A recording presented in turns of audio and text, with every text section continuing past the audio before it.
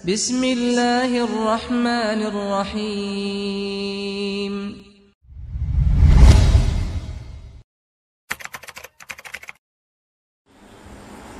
Assalamualaikum warahmatullahi wabarakatuh.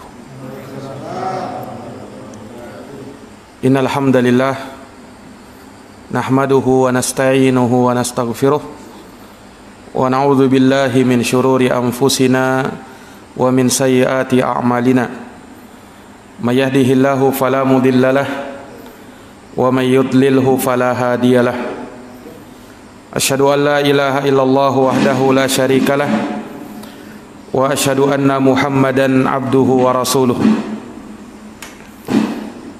Qala Allah tabaraka wa ta'ala fi kitabihil karim, ya ayyuhalladzina amanu taqullaha wa qulu qawlan sadida yuslih lakum a'malakum wa yaghfir lakum dunubakum wa man yuti'illaha wa rasulahu faqad faza fawzan 'azima. Amma ba'd,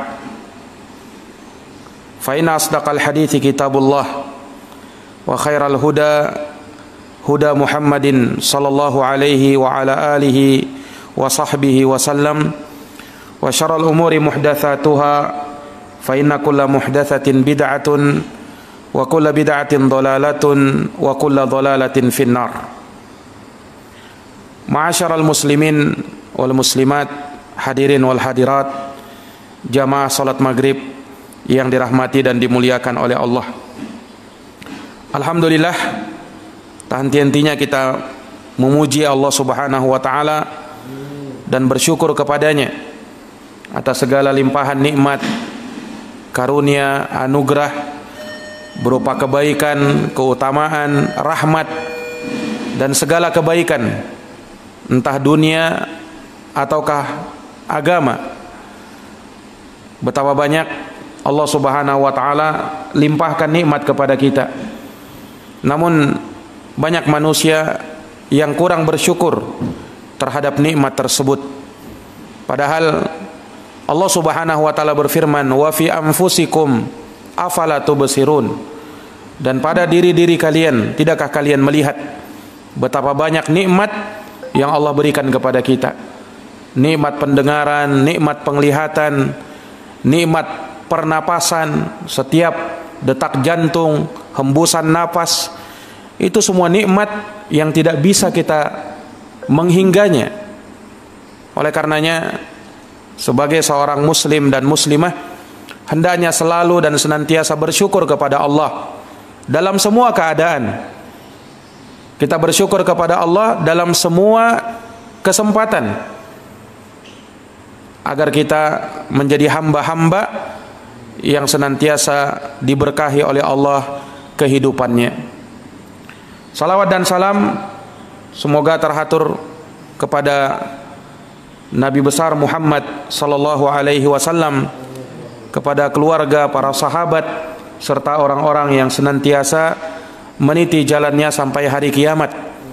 Semoga kita termasuk dari umat beliau sallallahu alaihi wasallam yang senantiasa berada di atas jalannya, berada di atas sunnahnya sampai akhir hayat kita. Amin ya rabbal alamin.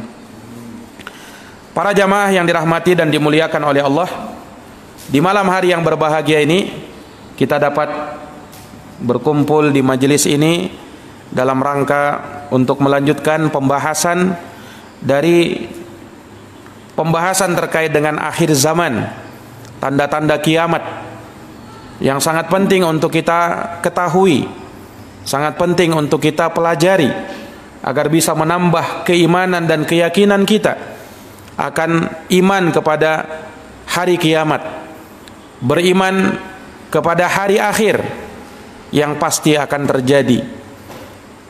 Tanda-tandanya sudah bermunculan, maka kita pelajari dari tanda-tanda kiamat, hal-hal yang terjadi dan nyata kita saksikan.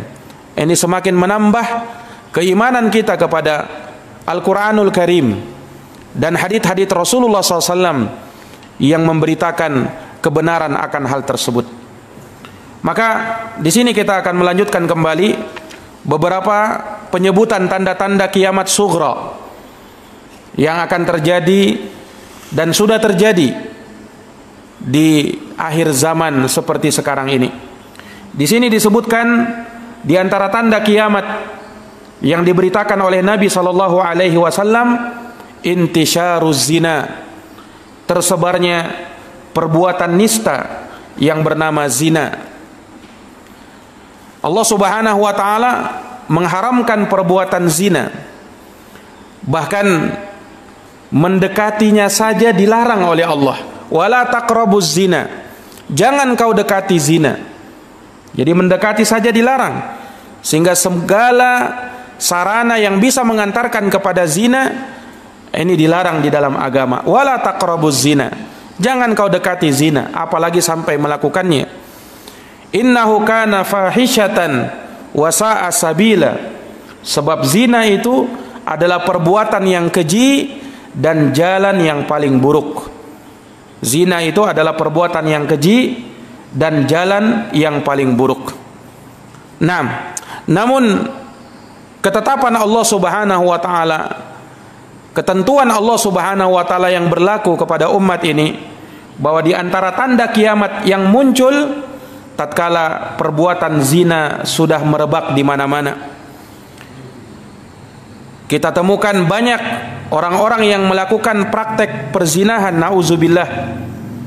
Dan Nabi kita Muhammad sallallahu alaihi wasallam mengabarkan bahwa apabila perbuatan zina sudah berada di mana-mana, tersebar, maka ini merupakan tanda kiamat sudah hampir tiba. Disebutkan dalam hadis yang diriwayatkan oleh Imamul Bukhari dan Imam Muslim dari sahabat Anas bin Malik radhiyallahu an, Rasulullah sallallahu alaihi wasallam bersabda, "Inna min asyratis saah." Sesungguhnya di antara tanda-tanda kiamat, Nabi sebutkan di antaranya wa yadhharuz zina, dan munculnya perzinahan, merebaknya perzinahan di mana-mana. Iya. Maka dari perkara yang tentunya kita tidak menutup pandangan dari hal tersebut, betapa banyak wanita-wanita yang lahir, wanita-wanita yang hamil di luar pernikahan. Akibat apa? Akibat perzinahan, pergaulan bebas tanpa batas. Mereka bergaul dengan lawan jenis mereka, berpacaran, yang pada akhirnya terjadilah perzinahan. Nauzubillahi min dzalik. Syaitan akan selalu menggoda manusia, terkhusus manakala dia berkhalwat, berdua-duaan dengan wanita yang bukan mahramnya. La yakhluwanna rajulun bimra'ah illa kana thalithuhuma syaitan. Tidaklah seorang laki-laki berdua-duaan, berpacaran dengan seorang wanita, maka ketiganya adalah syaitan. Itu yang akan menggoda mereka, sehingga terjadilah apa yang terjadi. Dan kita saksikan terkadang merupakan perkara yang sudah lumrah. Ada dari tetangganya atau kawannya wanita yang hamil di luar pernikahan. Nauzubillahi min zalik. Dan itu subhanallah kita saksikan di mana-mana. Kita saksikan di mana-mana. Nah, ini perzinahan yang seperti ini diakibatkan oleh pergaulan yang bebas tanpa batas dan tidak mengetahui agama, tidak takut kepada Allah. Ini yang seperti inilah yang menyebabkan terjadinya perbuatan nista semacam ini. Dan ketika perbuatan zina sudah tersebar di mana-mana, wanita yang hamil di luar nikah sudah merupakan hal yang biasa, maka ketika itu kiamat sudah hampir tiba. Menunjukkan bahwa moral manusia sudah tidak beres, sudah mulai rusak, sehingga pada manusia-manusia yang semacam ini akan tegak kiamat. Nauzubillahi min dzalik. Disebutkan dalam hadits Abu Hurairah radhiyallahu an, diriwayatkan oleh Imamul Hakim dengan sanad yang sahih, bahwa Rasulullah SAW bersabda, "Sayati 'alan nasi sanawatun khadda'at." Akan datang kepada manusia tahun-tahun yang memperdayakan.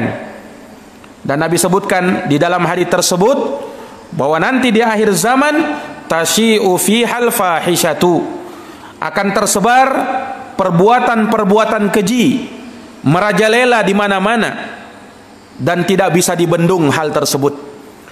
Semakin datang tahun, semakin buruk moral manusia. Perzinahan sudah dianggap sebagai hal yang lumrah.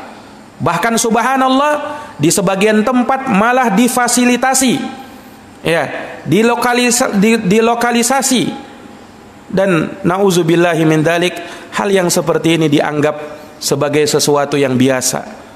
Ini tanda kiamat yang Nabi SAW kabarkan, ya. Bahkan lebih besar lagi kalau menganggap perzinahan sebagai sesuatu yang boleh-boleh saja. Nah, ini sudah lebih parah lagi. Disebutkan dalam hadis Abu Malik Al-Asy'ari, beliau mendengar Nabi SAW bersabda, la yakunanna fi ummati aqwamun yastahilluna al-hira wal harir. Sungguh kata Nabi, akan ada di antara umatku suatu kaum yang mereka akan menghalalkan perzinahan dan segala yang haram di dalam agama. Akan ada, kata Nabi, dari umatku sendiri yang mereka justru mengatakan zina itu halal asal suka sama suka. Nauzubillah. Yang namanya perzinahan tidak akan pernah menjadi halal walaupun keduanya sama-sama suka, walaupun sama-sama ridha, tidak akan pernah menjadi halal. Perzinahan ialah perzinahan. Ini apa yang disampaikan oleh Nabi, akan ada orang-orang yang seperti ini. Subhanallah. Kita sempat dulu dikagetkan kepada orang-orang yang bahkan bergelar doktor, ya, tetapi subhanallah dia mengatakan bahwasanya boleh saja berbuat zina asalkan suka sama suka. Nauzubillahi min dzalik. Nah, kalau saja yang seperti ini bisa ada, akan bagaimana rusaknya moral manusia ketika itu, tersebar perbuatan keji di mana-mana. Nah, mengistihlal zina itu ada dua macam kata ulama. Ada istihlal i'tiqadi, dia meyakini kehalalan perbuatan zina. Kalau dia yakini seperti itu, ini hukumnya kafir, keluar dari Islam. Sebab dia telah menghalalkan sesuatu yang jelas-jelas nyata-nyata diharamkan oleh Allah. Dia halalkan, maka dia berarti menentang hukum Allah. Dan orang yang menentang hukum Allah, maka dia adalah orang yang kafir kepada Allah. Ada istihlal, namanya istihlal fi'li, menghalalkan ya karena mengikuti hawa nafsu. Nah, yang seperti ini tidak dikafirkan, tetapi dia telah melakukan suatu dosa yang sangat besar. Dia telah melakukan suatu dosa yang sangat besar di dalam Islam. Iya. Makanya hal yang seperti ini ya harus kita perhatikan. Nah, keluarga kita terutama, putri-putri kita misalnya, harus kita jaga. Jangan sampai mereka bergaul tanpa batas. Nah, bergaul ke sana kemari kepada laki-laki yang bukan mahramnya misalnya. Kita biarkan, kita sebagai orang tua, kita sebagai seorang bapak, kita sebagai seorang kakak misalnya. Nah, ini harus kita wanti-wanti. Kalau bukan kita, siapa lagi? Nah, larang mereka untuk bergaul dengan laki-laki yang bukan mahramnya dalam keadaan pergaulan tanpa batas, pergaulan bebas, berpacaran. Di dalam Islam tidak ada yang namanya pacaran-pacaran. Iya. Itu haram di dalam Islam. Bisa mengantarkan kepada perbuatan zina. Berkhalwat, orang yang berpacaran berkhalwat. Dan di dalam Islam berkhalwat itu dosa. Yang ketiga adalah syaitan.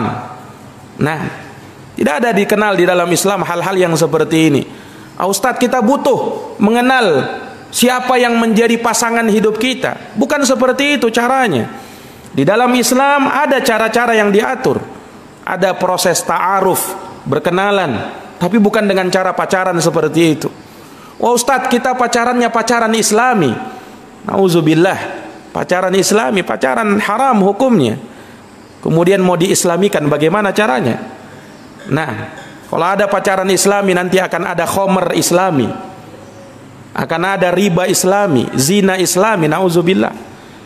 Nah, ini dari perkara yang hendaknya kita waspada. Betapa banyak orang yang berpacaran pada akhirnya terjadi perbuatan zina. Nah, ini harus kita waspadai. Iya.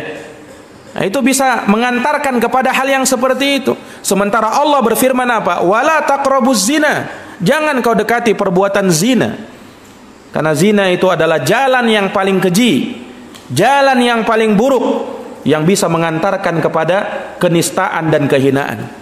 Mungkin di awalnya dia merasa nikmat, merasa enak, merasa nyaman, tetapi kesudahan dari urusannya, akibat yang dia terima berlipat-lipat kesengsaraan di dunia, apalagi nanti di akhirat kalau tidak segera bertaubat kepada Allah. Ini jamaah sekalian yang dirahmati dan dimuliakan oleh Allah Subhanahu wa taala.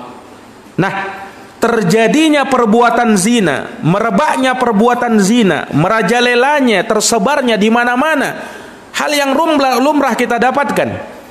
Iya, ini menjadi pertanda kiamat sudah hampir tiba.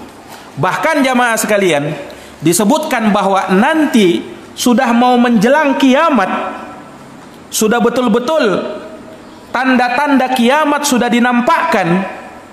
Disebutkan bahwa nanti manusia, ya, ketika semua orang-orang yang beriman telah diwafatkan oleh Allah, salah satu tanda kiamat yang akan muncul, angin yang berhembus, yang mana kata Nabi, angin ini tidaklah menerpa orang yang beriman kecuali dia akan meninggal. Yang tidak meninggal hanya orang-orang kafir. Orang yang beriman ketika terkena hembusan angin ini langsung meninggal dunia. Itu nanti di akhir zaman.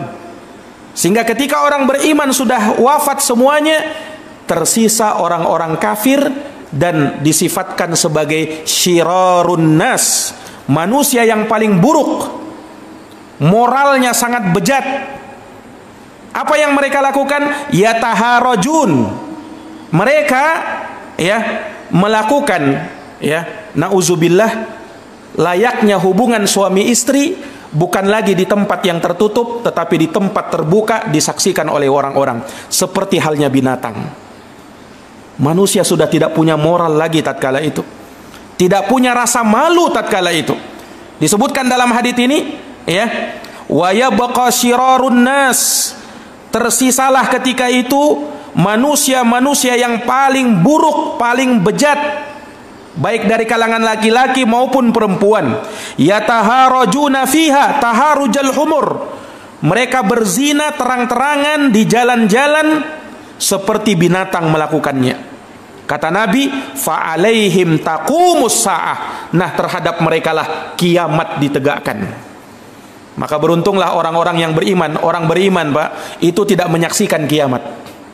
Kenapa? Sebelum kiamat terjadi, kiamat dalam artian hancurnya bumi ini, hancurnya langit, roboh langit ini, bintang berjatuhan, bulan berjatuhan, matahari digulung oleh Allah, itu tidak disaksikan oleh orang-orang yang beriman. Orang yang beriman meninggal duluan. Yang menyaksikannya manusia yang paling buruk, manusia yang paling jelek. Tentunya kengerian yang luar biasa itu. Ya, kita saja misalnya mendengar gempa yang terjadi, sempat terjadi di negeri kita, apa yang menimpa saudara-saudara kita dulu di Palu, di Lombok, itu sudah sangat mengerikan. Iya kan? Itu apa namanya, bukan lagi lautan yang bergelombang, tanah yang bergelombang, berjalan. Yang mana disebutkan saksi mata ketika itu, dia mengira bahwa ini kiamat sudah ini. Ini kiamat sudah ini. Dia menyangka itu kiamat, padahal belum. Baru digoncang sedikit oleh Allah Subhanahu wa taala.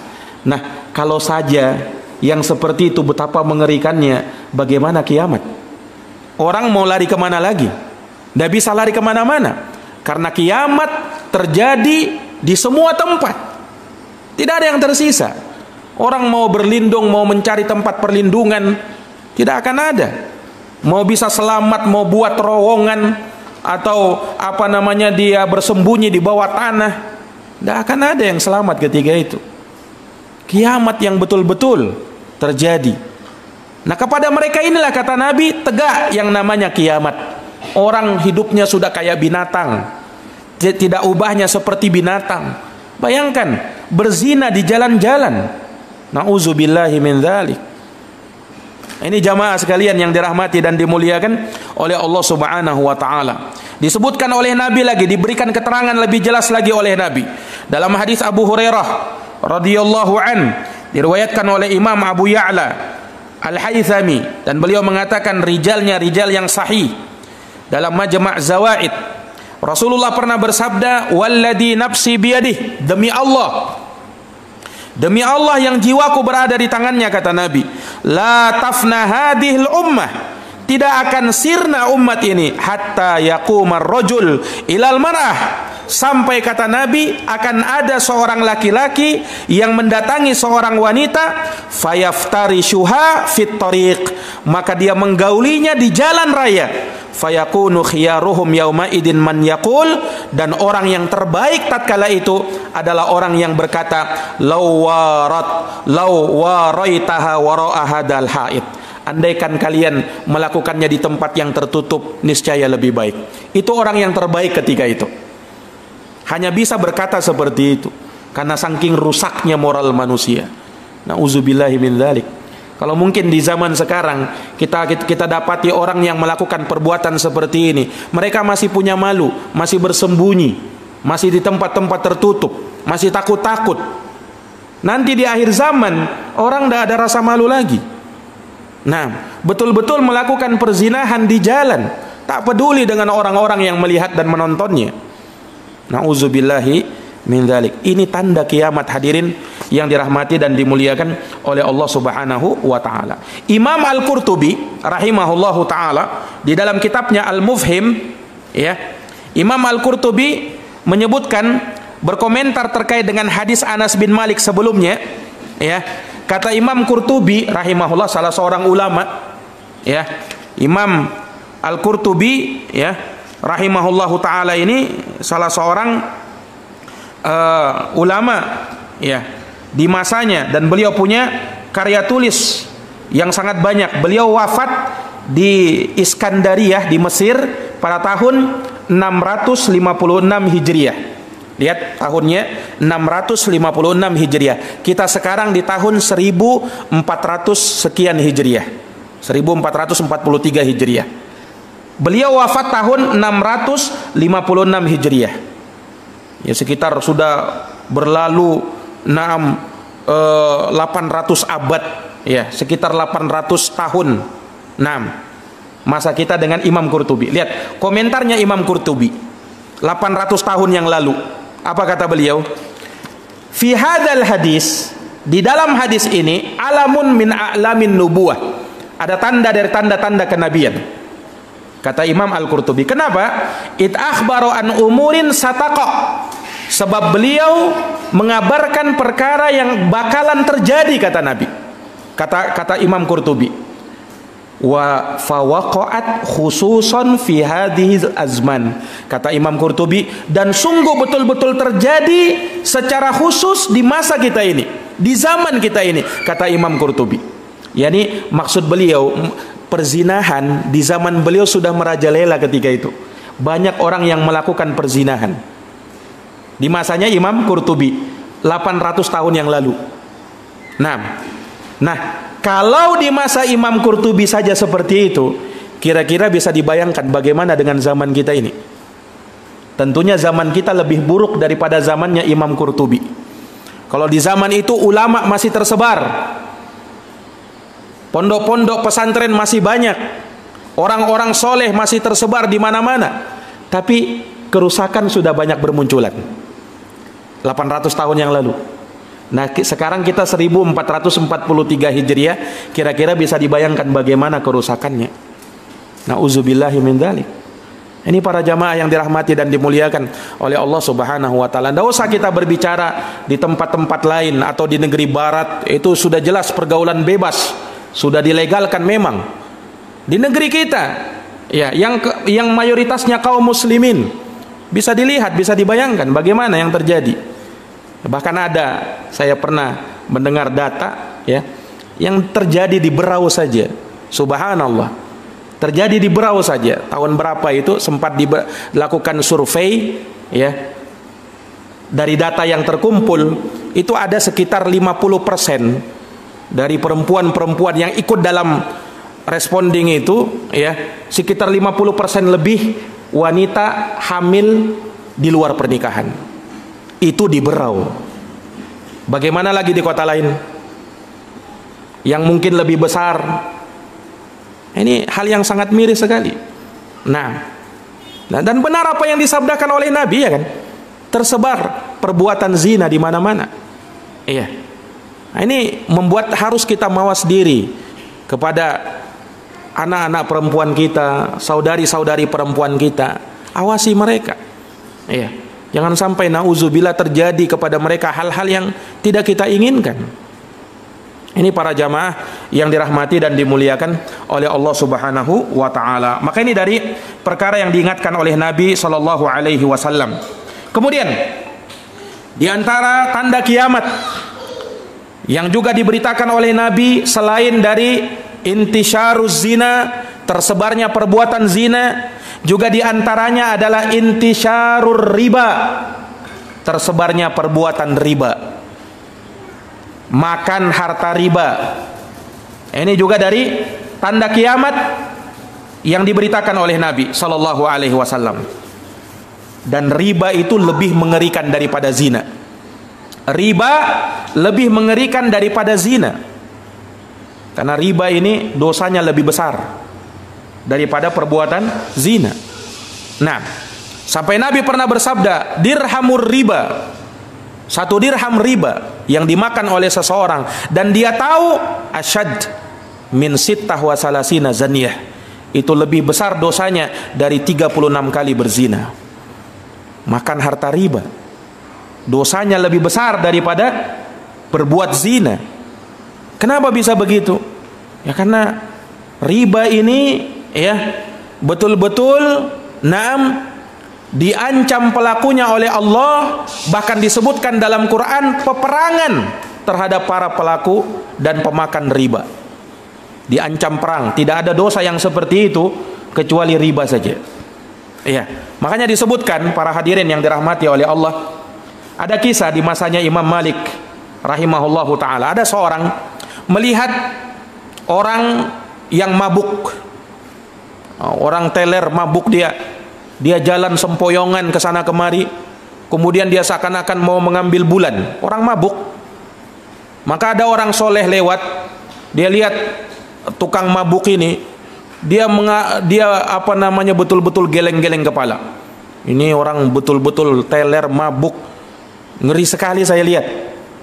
Ya, lalu dia berkata, demi Allah, andaikan ada yang lebih buruk masuk ke dalam perut melebihi buruknya khamr, minuman keras yang memabukkan, saya akan mentalak istri saya. Istri saya tertalak, kata dia. Kalau ada yang lebih ngeri daripada khamr yang masuk ke dalam perut manusia. Dia berkata begitu, akhirnya dia pun bertanya-tanya, ini betul ndak ucapan saya tadi itu? Saya pertaruhkan istri saya soalnya ini. Akhirnya apa? Akhirnya dia pun tanya kepada Imam Malik. Imam Malik itu gurunya Imam Syafi'i. Tanya sama Imam Malik. Imam Malik berkata, kamu balik dulu, saya mau bahas dulu pertanyaanmu ini. Saya mau lihat dulu dalam Quran, dalam hadis Nabi. Besoknya dia datang lagi, tanya lagi, wahai Imam Malik, bagaimana? Kata Imam Malik, imro'atu katolik, istrimu tertalak. Loh kenapa? Ada yang lebih buruk daripada khamr yang masuk ke dalam perut manusia. Ada yang lebih buruk. Khamr itu sudah buruk, ternyata ada yang lebih buruk lagi. Apa itu Imam Malik? Makan riba itu lebih buruk daripada khamr.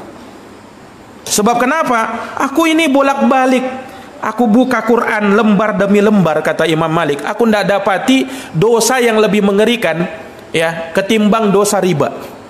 Dosa riba itu lebih mengerikan, diancam perang sama Allah. Fa'danu biharbim minallahi wa rasulih. Kalau mereka tidak berhenti makan riba, umumkan peperangan kepada dirinya. Ini tukang apa namanya riba ini, ya, yang memakan harta riba. Orang-orang yang katanya suka menganakkan uang, para rentenir. Nah, ini jamaah sekalian yang dirahmati oleh Allah. Iya, dia pinjamkan uang orang 1 juta misalnya, kembalinya nanti 1.200.000. 200.000 itu ribanya. Dia makan riba, diancam Allah perangi kalian nanti. Ini riba, nggak bisa main-main ini. Nah, orang itu mau pinjam, dia pinjam uang, dia susah berarti. Kemudian kita bikin susah lagi dia. Nah, ini para jamaah sekalian tidak sepantasnya. Makanya ya, seseorang apa namanya hendaknya berhati-hati. Jangan sampai dia mau terlibat dalam riba, bermuamalah dengan riba. Jangan. Walaupun hidupnya susah, miskin, tapi jangan sampai dia bersentuhan dengan yang namanya riba. Dia berlepas diri dari yang namanya riba. Dan ingat, ketika riba sudah menyebar di mana-mana, dianggap lumrah, orang meminjamkan uang, kau saya pinjamkan kau uang ini, tidak masalah, saya baik ini, saya orang baik, tapi kau kembalikan juga lebih lah. Nah, kita sama-sama baik, ya kan? Subhanallah, itu riba itu. Tidak boleh yang seperti itu. Oh, kau jaminkanlah anumu itu, apa namanya, BPKB mu, nanti kau pinjamkan kau uang. Ternyata riba. Nah, orang kalau pinjam 10 juta, kembalinya juga harus 10 juta. Kalau dia lebihkan jadi 11 juta, nah 1 jutanya itu riba. Itulah riba, jamaah sekalian yang dirahmati dan dimuliakan oleh Allah. Dan jangan pernah bermain-main dengan yang namanya riba. Dosanya sangat besar. Dan ternyata tanda kiamat adalah riba. Kata Nabi SAW ketika menyebutkan tentang kiamat, baina yadayis sa'ah yadhharur riba. Ketika kiamat akan tiba, kiamat akan muncul, riba merebak di mana-mana. Bank-bank konvensional ini merebak di mana-mana, yang mereka bermuamalah dengan cara riba. Orang pinjam uang di bank, kemudian ada bunganya. Orang sekarang menamakan riba itu dengan bunga, supaya dianggap dikamuflase seakan-akan indah dia. Oh, bunga, siapa yang tidak suka dengan bunga? Ya kan? Ternyata itu riba itu. Bunganya itu adalah riba. Apapun alasannya, Ustadz, kalaupun dia ridho, sama-sama ridho, walaupun sama seperti zina tadi, sama-sama ridho, dia tetap haram. Riba sama-sama ridho, ya ikhlas saya ini kasih ini, apa namanya, tambahannya ini, saya ikhlas, saya rela ini. Tidak ada, itu riba yang seperti itu. Tidak boleh. Di dalam Islam itu riba jahiliyah. Dulu riba jahiliyah, orang kalau pinjam uang begini caranya, orang-orang jahiliyah dulu. Jadi kalau dia pinjam uang 10 juta, kembalinya juga 10 juta. Tetapi mereka kasih jangka 1 bulan misalnya. Kalau kau kembalikan uangmu 1 bulan, tetap 10 juta. Tapi kalau sudah 1 bulan lebih 1 hari, 10 juta 100.000. 1 harinya tambah 100.000. Itu riba jahiliyah dulu. Jadi kalau kita kembalikan tepat waktu, tidak ada dendanya, tetap 10 juta. Nah, kalau riba zaman sekarang lebih parah lagi, kata ulama. Kenapa? Dari awal minjam itu sudah dipotong duluan. Dari awal minjam sudah dipotong duluan. Kau pinjam 10 juta, kau ambil tidak bisa 10 juta. Kau ambil cuman 9.500.000, potongan 500 dulu. Sudah ribanya di situ. Lihat, banyak tidak praktek yang seperti ini? Para rentenir yang meminjamkan uangnya, menganakkan uangnya, itu riba. Hendaknya bertakwa kepada Allah, takut kepada Allah dari yang namanya riba. Dosa besar yang bisa mendatangkan murka Allah Subhanahu wa taala. Lihat ngerinya dosa riba itu. Ya, disebutkan nanti para pemakan riba dia akan berenang di sungai darah. Berenang, Pak, di sungai darah. Orang yang pemakan riba ini, ketika dia mau menepi, sudah ada orang di tepi di pinggir sungai melempari dia dengan batu, sampai penuh mulutnya ini dengan batu. Akhirnya terdorong lagi ke tengah. Mau dia menepi lagi, dilempar lagi sama batu. Nah, terus seperti itu sampai dia nauzubillah ya tersiksa dengan sangat tersiksa. Ini para pemakan riba. Maka hati-hati jamaah sekalian dari yang namanya riba, dari dosa riba, dan kita berlindung kepada Allah Subhanahu wa taala dari yang namanya riba. Para jamaah yang dirahmati dan dimuliakan oleh Allah, mudah-mudahan apa yang sedikit ini bisa memberikan peringatan bagi kita semuanya, dan mungkin ini pembahasan kita yang terakhir karena sudah akan Ramadan insyaallah taala. Maka daripada itu kita memohon kepada Allah Subhanahu wa taala agar Allah senantiasa memberikan kepada kita taufik untuk mengenal agamanya, untuk senantiasa istiqomah di atas agamanya, istiqomah di atas majelis-majelis ilmu, selalu mempelajari agama agar kita semakin paham, agar kita semakin pandai, agar kita semakin tahu tentang urusan agama kita, dan kita siap mengamalkan yang baik dan meninggalkan yang buruk. Demikian kita tutup dengan doa kafaratul majlis. Subhanakallahumma wa bihamdika asyhadu an la ilaha illa anta astaghfiruka wa atubu ilaik. Wassalamualaikum warahmatullahi wabarakatuh.